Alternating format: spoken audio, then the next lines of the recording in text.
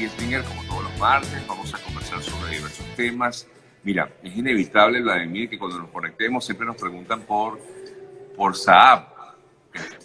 No, yo no sé si hay algo nuevo. No hay nada nuevo, ¿verdad? No, no hay nada Bueno, nuevo y buen qué día. misterio, ¿no? Discúlpame, Vladimir. Buenos Tranquilo. días. Ya ¿Cómo fuera del estás? aire nos saludamos y bueno, pues Sí. feliz día. No, es un misterio tal cual. Se ha tardado muchísimo, dime si directo y pues sencillamente hay que seguir esperando. La verdad es que comienza a preocupar el silencio y comienza a preocupar la dilación del proceso. Sí.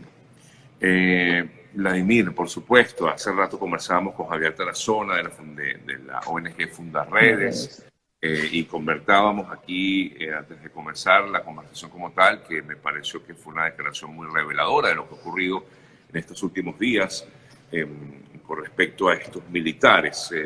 La verdad es que por lo menos un pronunciamiento debería haber por parte del Ministerio de la Defensa, ¿no? Bueno, pronunciamiento puede haber, pero para mí eso es simplemente un florero en una esquina de una casa. Eso no sirve para absolutamente nada. Y te Sí, pero digo por lo menos darle esto. una respuesta al familiar, Vladimir. ¿Me explico? Sí, sí, yo entiendo el punto, ¿no? Pero yo quiero ser muy enfático en esto. Si alguien yo admiro, a una organización que yo admiro y respeto en Venezuela, que ha venido siguiendo el drama de la guerrilla y de los grupos terroristas en Venezuela, justamente Fundarredes. De hecho, ellos han sido perseguidos por hacer lo que hacen. Y cuando Javier dice, Tarazona dice, mira, ya son 21 estados en los que están metidos estos grupos terroristas, tanto el ELN como la FARC, y no metió, y él lo sabe bien, grupos terroristas locales, nacionales, porque se han creado células nacionales de guerrilleras, pues bueno, está diciendo la verdad. Eso es lo que pasa en Venezuela. Sí, seguramente va a aparecer, seguramente hoy, mañana va a aparecer, a pesar de que ya tienen creo que van para 2 semanas secuestrados, pero va a aparecer seguramente una autoridad, pudiera ser el ministro de la Defensa, diciendo que ellos van a hacer todo lo posible para rescatarlo, que ellos rechazan la violencia, pero insisto, para mí eso no tiene ningún tipo de valor. ¿Y por qué no tiene ningún tipo de valor, Sergio? Porque es que me hace recordar lo que ocurrió con un diputado que también he respetado mucho, que es Américo de Gracia. Américo de Gracia tiene casi 10 años denunciando que en el estado Bolívar, por ejemplo, el ELN controla las minas de oro. Y a causa de eso, él tuvo que salir huyendo del país porque se le decretó orden de detención, se le ensució, se le montó un expediente y finalmente salió protegido por el gobierno de Italia. Entonces, cuando yo veo que hay personas o instituciones como Fundarredes, como Américo de Gracia, como otras personas, incluso investigadores y periodistas, colegas nuestros del Correo del Caroní, entre otros, diciendo lo que pasa en Venezuela y son perseguidos por esa razón, o son enjuiciados, o son juzgados por esa razón, pues para mí una declaración de un ministro de la Defensa ante el secuestro de 8 militares no tiene ningún tipo de validez ni siquiera me interesa. A mí lo que me interesa es ver, que obviamente también creo tener la respuesta, es ver qué va a hacer Maduro, qué va a hacer el propio Ministerio de la Defensa para rescatar a estos militares. Pero sabemos que el tema es muy complejo porque no se trata, como lo hace ver el comunicado de la FARC ante la Cruz Roja, una cosa que lo hacen ver como un enfrentamiento y que son presos de guerra, prisioneros de guerra, como si en Venezuela se estuviera viviendo una guerra. No, en todo caso la guerra que se vive es entre mafias, porque en Venezuela no hay enfrentamiento entre estos grupos que además permitieron que entrara y que se instalaran en el país. Sí. Vladimir, te cambio el tema. Tú hablabas de Médico de Gracia, lo nombrabas, y ha sido sin duda alguna una persona que ha denunciado una serie de situaciones en Venezuela. Pero Médico de Gracia, por cierto, acaba de lanzar recientemente una propuesta de ser candidato a la gobernación del estado Bolívar. Así Eh, es. ¿Cómo ves esto? Ojo, no lo de Alex Médico, sino lo que pudiera ocurrir en Venezuela con respecto a miras, mejor dicho, de lo que será el proceso electoral previsto para este año. Ver a un Américo de Gracia decir que va a presentar su nombre como posible candidato a estas elecciones, ¿no es una contradicción? Lo es y es algo que a mí me sorprendió. Y más por el contexto en el cual se ha nombrado este nuevo CNE, que ya ustedes conocen qué es lo que ha ocurrido en Venezuela.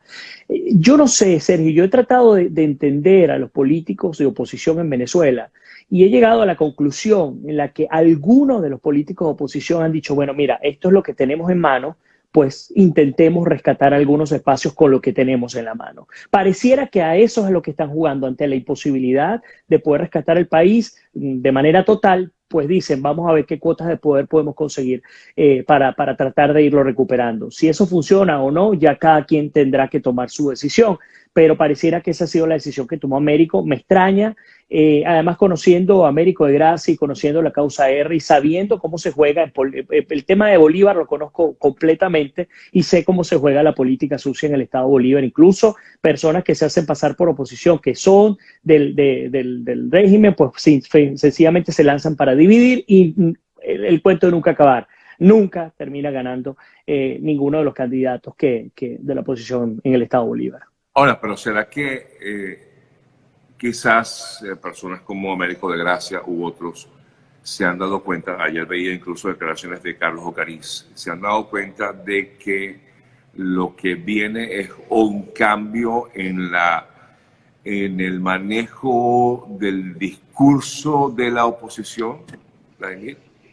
O un cambio en el manejo del discurso de la oposición o un cambio de liderazgo de la oposición. Okay. Eso también pudiera ocurrir. Eso es lo que planteaba de eso ayer Carlos Ocariz. Sí, pero el asunto está en que hay un juego de las sillas. Tú recordarás que nosotros cuando Chávez gobernaba decíamos que había un juego de las sillas en el cual Chávez iba turnando a las mismas caras en distintos ministerios. Eso pasa en la oposición también. Cuando uno dice nuevo liderazgo, uno espera que sean nuevas personas, pero no, sí. Es que se cambia de rol, pero son las mismas caras. Sí. Pareciera que a eso es a lo que se está jugando.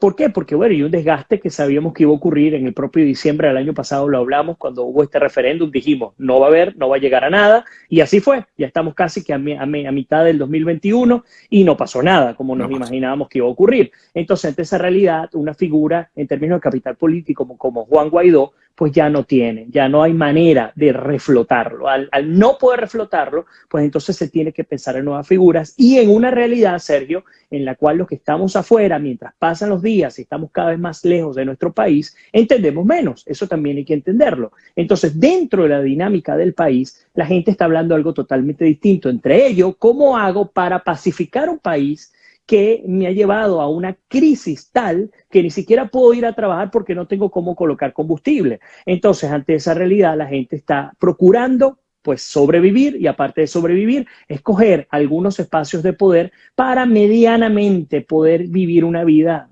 relativamente normal, que eso ya es mucho decir.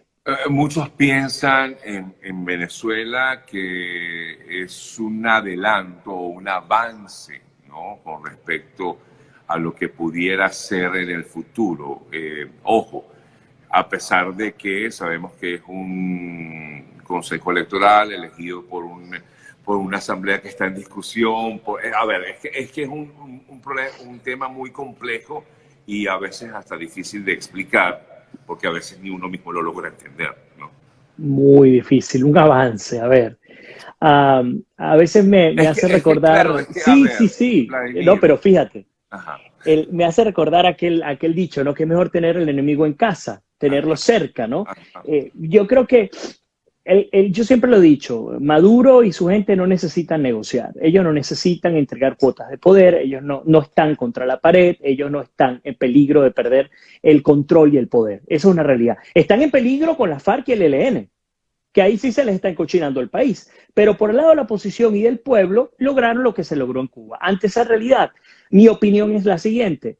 Yo creo que están también Maduro y Miraflores están intentando de alguna manera procurar seguir gobernando con una relativa y tensa paz y teniendo relativamente tranquilos a los opositores que están por allí haciendo bulla, haciendo ruido. Una manera de hacerlo es darle una alcaldía a uno, una gobernación al otro, un magisterio a otro, y así, porque al fin y al cabo el control sigue estando en manos de la revolución chavista, del chavismo, sigue estando en manos. Por lo tanto, el riesgo cuando hablamos de control de riesgo y de daño también, sabemos que es tan mínimo que ellos se pueden dar el lujo de jugarse esta opción, además limpiando un poco su imagen, tratando de limpiar la cara internacionalmente. Es decir, es una inversión lo que está haciendo el chavismo en Venezuela y no nos damos cuenta. Por supuesto, aquel que está en Venezuela se estará preguntando, bueno, ¿y entonces qué hacemos? Siempre la pregunta de las mil interrogantes porque finalmente no tenemos la respuesta. Ojalá y eso funcione. Yo no lo veo, pero yo no soy quien para decir si va a funcionar o no va a funcionar. Claro. Ojalá y lograra funcionar y tuviésemos un resultado distinto para el bien del país, que es al fin y al cabo lo que estamos buscando. Así es. Bueno, Vladimir, otro tema que creo que es importante que toquemos, la situación en el Medio Oriente. Así es. A ver, estaba tratando de revisar la información más reciente y, bueno, se destaca, entre otras cosas, que se han movilizado soldados hacia la zona de Gaza, soldados israelíes. Es lo más nuevo que tenemos con respecto a este tema. A ver, esto es una historia que tiene muchos años. Siglos tiene, siglos. Sí, sí. Siglos. Claro, por supuesto, la historia empeora cuando Israel se hace nación a mediados del siglo pasado, ¿no? Cuando se convierte en nación después de la Segunda Guerra Mundial. Eso es cierto, pero es una historia de siglos. Habría que ir incluso a tiempos bíblicos para entender el tema de los palestinos y de los israelitas, pero no vamos a ir hasta allá. Vámonos a lo que está ocurriendo hoy en día. Un conflicto, como lo acabamos de decir, histórico, dos pueblos hermanos, pero divididos por dos religiones distintas, dos orientaciones distintas y por la necesidad de controlar una tierra santa para ambos, para los judíos y para los árabes, para los musulmanes, perdón. Eso hace que se complique toda la realidad. ¿Qué ha ocurrido? Bueno, esta última semana hubo enfrentamientos entre musulmanes y fuerzas policiales israelitas en una mezquita considerada sagrada por los musulmanes en Jerusalén, porque hay que destacar, en Jerusalén hay mezquitas, hay posibilidad de poder profesar la religión musulmana, cosa que no ocurre del lado palestino. A pesar de que hay unos pequeños guetos de judíos, pues no hay libertad como existe en el caso de Israel. Sin embargo, hubo enfrentamiento, hubo manifestantes, incluso hay un video que fue publicado, en el cual hay un hombre que atropella a manifestantes musulmanes, y esto hizo que el grupo Hamas, que es un grupo terrorista, reconocido como terrorista internacionalmente, que controla a la Franja de Gaza, que es una zona, digamos, en reclamación, digamos, para los musulmanes palestinos, iniciara un ataque en el cual en menos de 48 horas han lanzado 300 misiles a Israel. Lo que pasa es que Israel tiene el sistema militar más avanzado del mundo, incluso por encima de Rusia, de Estados Unidos, entre otros. Tanto así que aunque lanzaron 300 misiles, solamente hay 21 heridos, para que tengamos una idea. En el caso de Israel, Israel atacó de manera efectiva, como respuesta a lo que han recibido, 130 puntos en los cuales han muerto al menos 20 personas, entre ellas desgraciada y desafortunadamente 9 niños. Ahora, comienza la discusión de costumbre, pero ¿cómo es posible que Israel haya atacado y haya matado niños? Yo les doy la respuesta. Hamas, siendo un grupo terrorista y controlando la fuerza letal desde Palestina, tampoco juega limpio. Ellos atacan desde urbanizaciones, desde pueblos, desde barriadas. Entonces, se van a una casa de familia, se montan en la azotea y lanzan misiles. Por supuesto, Israel sabe desde dónde están lanzando los misiles, va a atacar el lugar donde está. Claro. Y aquí es donde viene el problema. No es que Israel está lanzando a mansalva disparos a donde venga y que muera quien quiera morir, no. Israel está respondiendo proporcionalmente a los puntos desde donde ha sido atacado. Esto no va a terminar hoy, triste y desgraciadamente no va a ser así. Y ahora con esta movilización militar así es. Así es. Y bueno, ya por supuesto la Unión Europea, la ONU han pedido que por favor cesen las hostilidades, le ha pedido al grupo Hamas que deje de atacar con misiles, porque este es el punto determinante. Pero aquí nadie va a dar su brazo a torcer, porque tanto Netanyahu por el parte de Israel, correcto, que ellos pues ya se han lanzado contra el grupo Hamas, y el grupo Hamas dice lo mismo, o sea que aquí no hay nadie, o pues alguno se echa para atrás o esto puede escalar. Sí, y es lo que tú comentabas, es un tema que no va a terminar, es un tema del cual incluso nadie reconoce que lo comenzó. Yo creo que de lado y lado hay cosas que tienen que que trabajar, pero por supuesto, entiendo que en términos masivos de ataque, el primero que lanzó un misil fue Hamás desde Palestina, independientemente del origen que fueron estas protestas en las cuales policías se enfrentaron a musulmanes en Jerusalén. Eso es un caso puntual que hay que denunciar. En el caso que haya habido brutalidad policial, hay que denunciarlo, pero de allí a lanzar misiles ya la cosa cambia y por supuesto el nivel se sube y aquí están las consecuencias que se está viviendo porque ya comenzaron las bajas, al menos del lado palestino, que también son lamentables, exactamente igual a las bajas que se pudieran dar del lado de Jerusalén. Bueno, Vladimir, me comentaba a Jesús, mi productor, que querías tocar un tema local. Cuéntame acerca del alquiler. Explícame. Sí, una cosa interesantísima, Sergio, para ustedes que a los que están en Estados Unidos, incluso quienes estamos en cualquier parte del mundo y que procuramos alquilar una propiedad. Ayer saqué un reportaje en el canal en el cual tuve oportunidad de conocer al detalle cómo la gente estafa, porque hay estafadores inmobiliarios que se aprovechan, por ejemplo, de nuestra limitante a la hora de hablar el inglés. Aquí en Estados Unidos, por ejemplo, bueno, yo no sé hablar muy bien inglés, no conozco muchas personas con quienes me puedo relacionar, yo no sé si hay un realtor que sea amigo o no, cosa que es difícil a estas alturas, pero pudiera ocurrir, y me voy a las páginas web como Zillow.com o Apartment.com o cualquiera de estas aplicaciones para ver qué propiedad quiero para alquilar. Bueno, resulta, Sergio, que hay personas que consiguen una propiedad vacante, totalmente vacía, consiguen unas fotografías, las montan en estas aplicaciones y se hacen pasar por dueños. La listan, ponen su número de teléfono, por supuesto números que compran en cualquier Walmart sin ningún tipo de identificación. Y cuando uno llama, y me tocó particularmente un caso así de manera directa, cuando uno llama, te piden que les envíes por Zelle o por cualquier otra aplicación, Apple Pay o cualquier otra, te envíes un supuesto fee de aplicación, claro, un costo para aplicar, que claro, normalmente son $200, $100, lo que sea. Claro, bueno, hay que tener cuidado. No, y no solo decían en sí, fíjate la estrategia, y para ustedes que aquellos que quieran buscar un alquiler, bueno, una propiedad que te cuesta $2.500, te la están ofreciendo en 1.300, una trampa cazabobos y la gente sale corriendo. Además te dice, mira, ya yo tengo 20 aplicaciones, pero yo voy a darte la oportunidad a ti. Envíame el dinero y yo lo voy a hacer. Mira, entre el 2019 y el 2020, Sergio, 11.600 norteamericanos entraron y cayeron en estafas de este tipo. No estoy hablando de solo hispanos, estadounidenses también.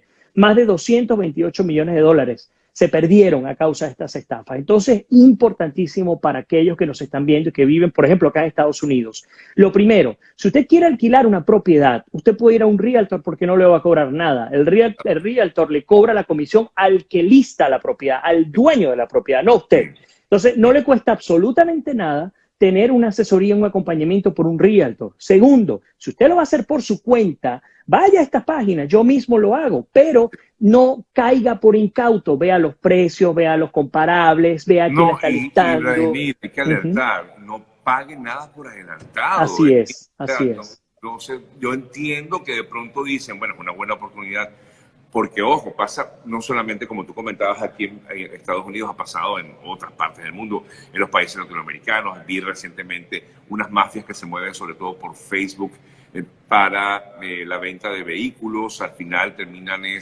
prácticamente secuestrando a la persona, entre tantas cosas que ocurren. Así es.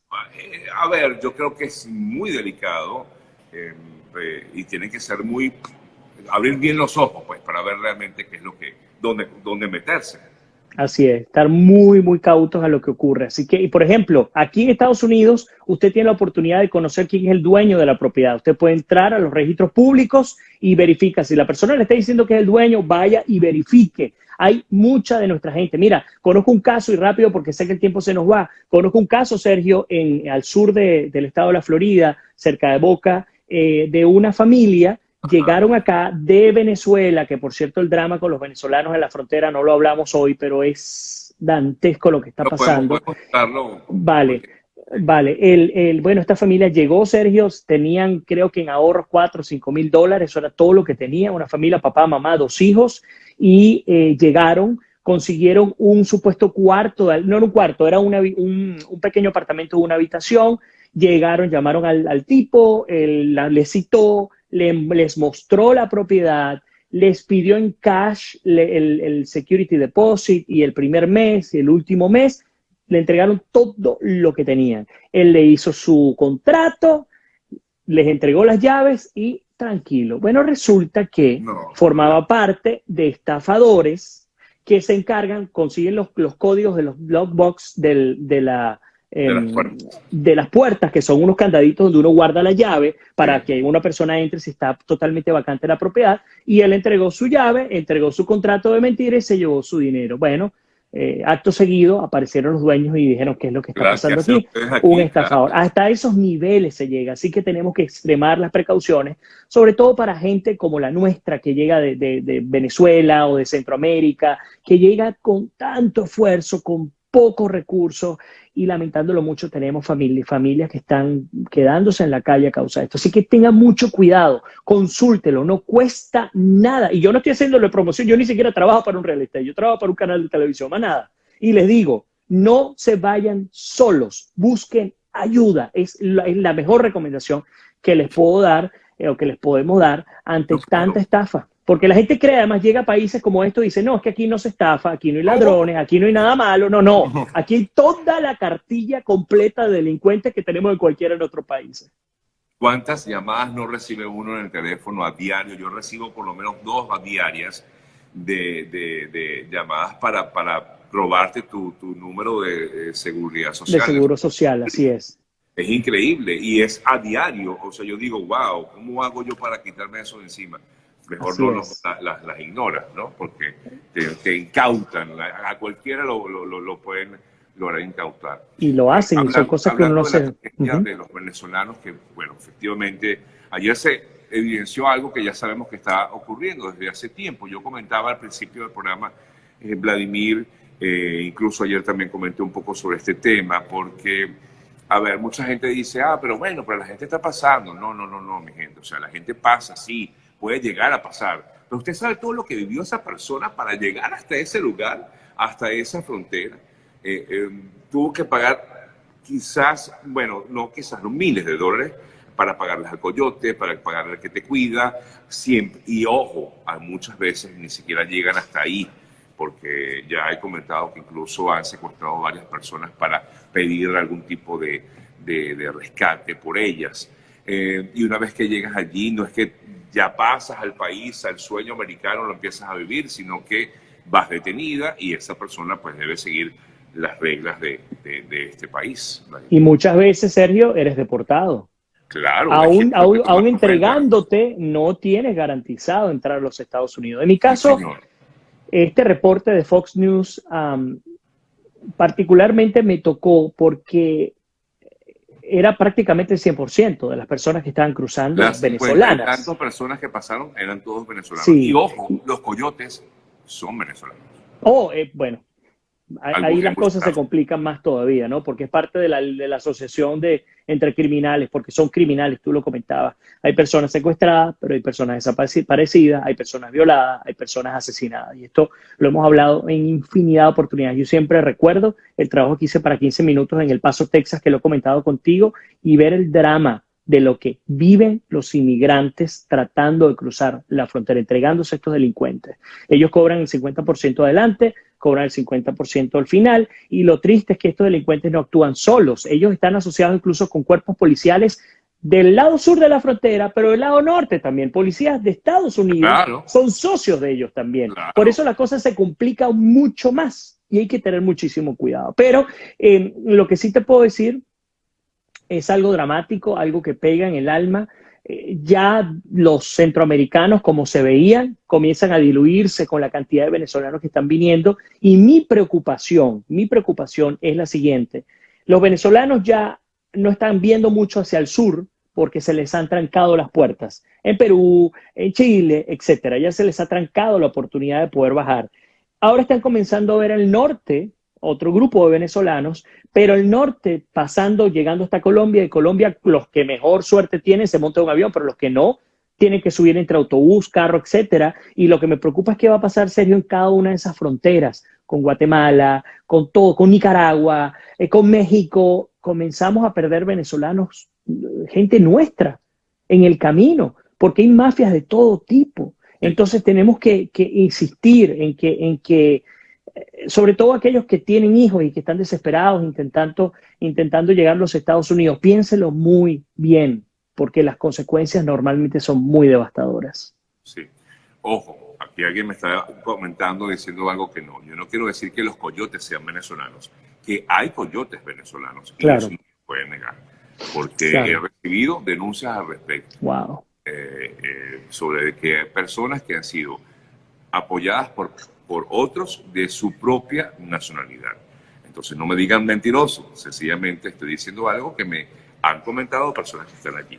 Yo no estoy diciendo que todos sean venezolanos. Sería interesante investigar bien eso, voy a revisarlo, porque hasta ahora tradicionalmente se ha hablado de coyote, pero sí, totalmente. Como denuncia, ¿no? Y yo lo creo, ¿sabes? Yo lo creo, porque obviamente si yo fuese un mafioso mexicano, de un coyote, un grupo de estos coyotes mexicanos, y entiendo que me está creciendo el flujo de venezolanos, yo voy a buscar expandir mi negocio. Y la mejor manera de expandirlo es conseguir coyotes venezolanos que agarren a toda esa gente que yo no conozco. Así que tiene toda la lógica de existir. Ahora, sería interesante ver cómo logramos llegar hasta esos coyotes venezolanos e incluso tratamos de entrevistarlos porque vale la pena saber qué es lo que está pasando ya. Ha ocurrido con los mexicanos y los centroamericanos, cientos de entrevistas para conocer cómo ellos operan. Ahora me interesa saber qué pasa con los venezolanos que ahora se han dedicado a esto, a tráfico de personas en la frontera sur. Ahí siempre dentro de todo eso hay negocios, ¿no? Sí. Ojo, yo no quiero, y repito, no quiero decir que todos los que están allí son venezolanos, por favor, seamos también coherentes, ¿no? Sí. También bueno, pero no viene al caso. Vladimir, te agradezco, como siempre, ¿no? Por habernos permitido conversar contigo. Un fuerte abrazo, nos vemos el próximo martes. Seguimos en contacto, te seguimos a través de tu cuenta en Instagram, @VladimirKislinger, a través de tu cuenta para el trabajo que realizas con los amigos de Tampa Hoy, @TampaHoy. Por ahí también nos pueden seguir. Un fuerte abrazo, Vladimir. Gracias. Gracias, Sergio. Un abrazo para ti. Que Dios me los bendiga. Feliz día. Amén. Hacemos una pausa y al regreso ya nos despedimos.